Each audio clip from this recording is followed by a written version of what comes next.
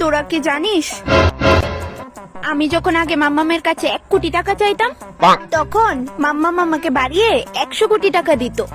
Guys, মাম্মাম এখন আর আগের মতো নেই, এখন বদলে গেছে। মাম্মাম 1 কোটি চাইলে 1 কোটিই দেয়।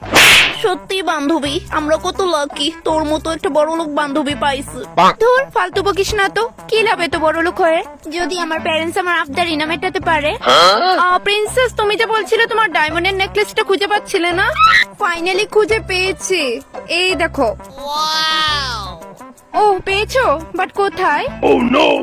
আর কোথায়? তোমার টেবিলের নিচে।